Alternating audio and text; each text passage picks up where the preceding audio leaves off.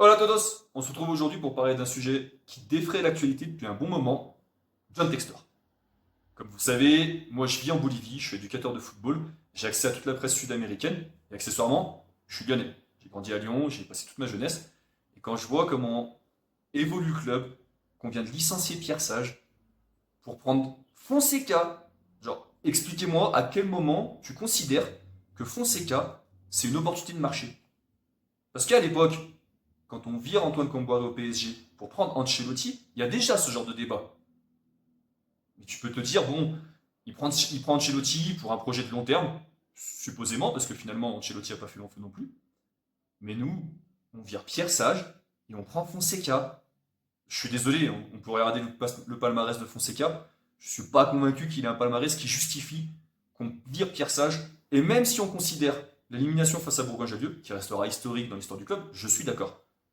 On est encore bien placé en Ligue 1 et on va se qualifier en Ligue Europa. Et Pierre Sage, il ne partage pas tout seul la responsabilité de Bourgoin-Jallieu. Donc il ne méritait pas d'être mis à l'écart comme ça l'a été.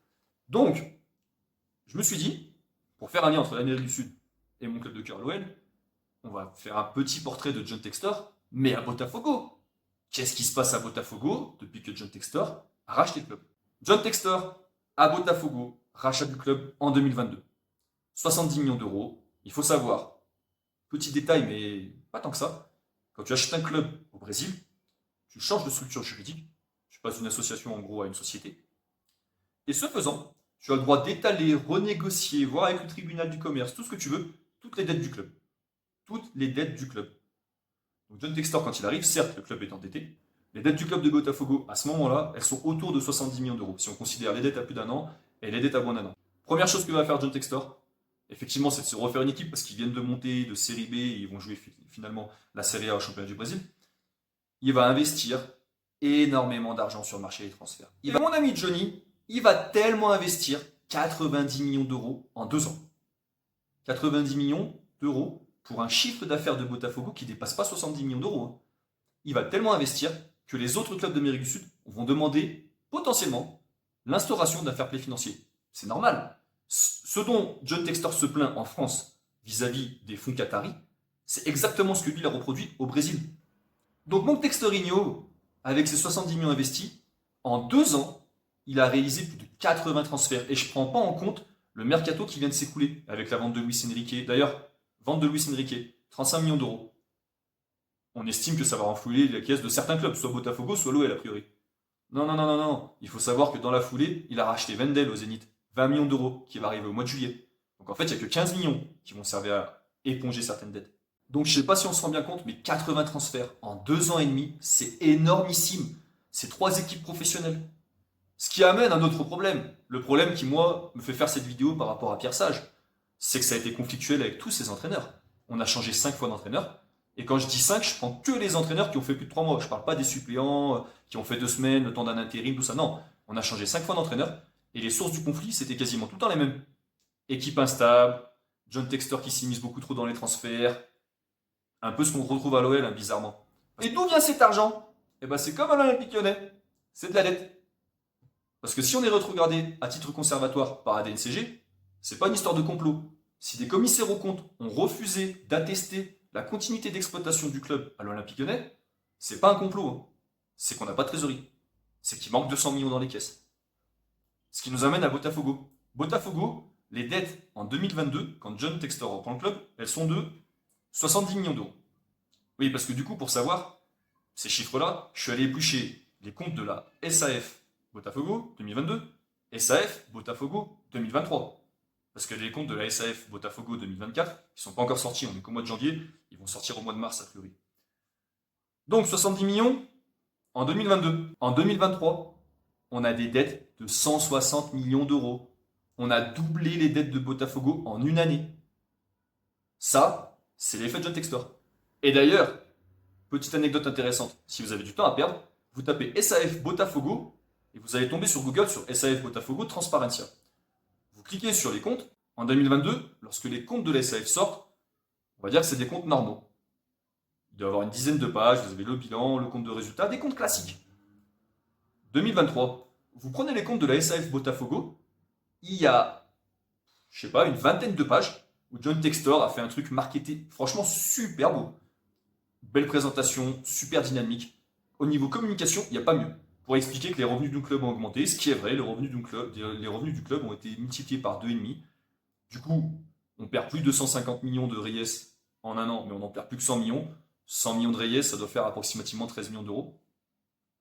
Mais par contre, les comptes, eux, ils mentent pas. On a toujours explosé la dette. Donc si je résume jusque-là, John Textor à Botafogo, c'est quoi? C'est 90 millions d'investis en 2 ans et demi sur les marchés des transferts, 5 entraîneurs, 80 joueurs. Et il a même réussi à unir l'opinion des clubs sud-américains, que ce soit en Colombie, en Argentine, en Uruguay, par rapport au fair play financier. Très très fort, Johnny. Très très très fort. Mais dans tout ça, on vient de gagner au Brésil avec Botafogo la Libertadores, tout le monde le sait, le championnat brésilien. Il faut savoir un truc, c'est qu'au 16 janvier 2025, il n'y avait que 15 joueurs sous contrat qui ont fait la reprise de l'entraînement. D'ailleurs, il y a une anecdote qui est sortie dans les journaux brésiliens, c'est que les entraîneurs, les assistants, ils avaient préparé des exercices, il n'y avait pas assez de joueurs pour les faire. Mais pourquoi, me direz-vous, on n'a que 15 joueurs? C'est très simple. Il y a une sale atmosphère à Botafogo. Ils viennent de gagner le titre de champion, ils ont gagné les Libertadores. Mais par contre, il y a des salaires qui sont impayés. Il y a des primes qui n'ont pas été versées. Donc il y a un collectif de joueurs qui a fait parvenir un message à la fédération, au club, à toutes les instances dirigeantes, pour expliquer que eux, potentiellement, ils reprendront pas les tournois, parce que là actuellement on est en tournoi départementaux au Brésil, ils reprendront pas les tournois tant que ça n'aurait pas été versé. Et réponse de John Textor, complot. Il explique que c'est des anciens joueurs qui sont partis du club, qui ont monté la tête des autres joueurs, parce qu'à l'époque il avait fallu renégocier des primes, qui n'étaient pas contractuelles. John Textor a refusé. Donc, avec les joueurs, ça va pas. Avec les entraîneurs, ça va pas. Avec les autres clubs sud-américains, ça va pas. Il reste une chose, les supporters. Il y a une phrase que John Textor a dit, je crois que c'est dans RMC, c'est la famille Eagle est plus unie que jamais. Ah bah oui, oui, oui, oui, on est unis dans la dette, ça je te le confirme. Parce que les supporters de Botafogo, ce qu'ils n'ont pas apprécié, c'est que la vente de Luis Enrique, elle ne vienne pas dans les caisses du club directement. Mais ce que les supporters de Botafogo ont oublié, c'est que la vente de l'Arena à l'OL, qui a été vendue 54 millions d'euros, la vente de l'OL féminine, 50 millions d'euros, la vente du centre de formation potentiel, 20 millions d'euros, en gros c'est 120, 130 millions d'euros, ils ne sont pas allés dans les caisses de l'OL, hein. C'est exactement la même chose, ils partent dans les caisses d'Eagle, et c'est John Textor qui va choisir à qui il les répartit. Donc ce que les supporters de Botafogo vivent en ce moment avec le transfert de Luis Enrique, sachant que eux ils partent de 35 euros, mais c'est que 15, hein, parce qu'ils ont racheté Wendel. C'est exactement ce que nous on a vécu à l'OL, hein. Donc voilà, je vous ai fait un petit panorama de John Textor à Botafogo. Chiffres à l'appui, tout ce qu'on veut. Ça me fait réagir à un des commentaires que j'avais reçu, où on me dit ouais, mais John Textor, au moins au Brésil, il a gagné. Ah ouais, mais au Brésil, il a gagné, pourquoi? Parce qu'il a fait all-in. Parce qu'il a surinvesti. Parce que le surinvestissement qu'il a réalisé, c'est grâce à l'Olympique Lyonnais qu'il l'a fait aussi. Donc non, ouais, il a gagné à Botafogo en faisant all-in sur une année. Moi, je suis curieux de savoir, dans le temps, comment ça va se passer. Donc à l'OL, faire all-in sur une année, en sachant qu'on peut plus, hein, on n'a plus le cash, on est encadré par ADNCG, pour gagner un titre, ça m'intéresse pas, hein. Si c'est pour mettre en péril le club dans les années futures, non, non, non, moi ça m'intéresse pas.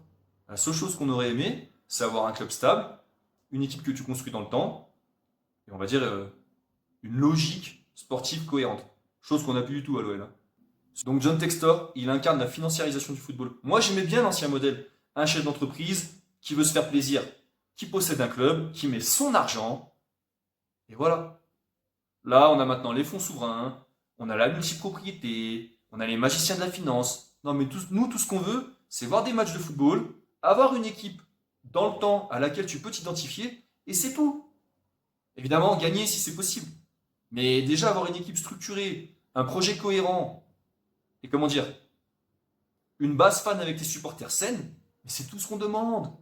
Donc merci à toi d'être arrivé jusque-là. Si John Textor, la réputation qu'il a à Botafogo ou qu'il a en Amérique du Sud t'intéresse, n'hésite pas à en parler en commentaire. Moi, je pourrais essayer de te retranscrire ce que la presse dit ici. Et ce sera avec un grand plaisir. N'hésitez pas à vous abonner si vous voulez continuer à savoir ce qui se passe dans le football sud-américain. Je vais essayer de faire des liens avec l'Europe quand c'est possible.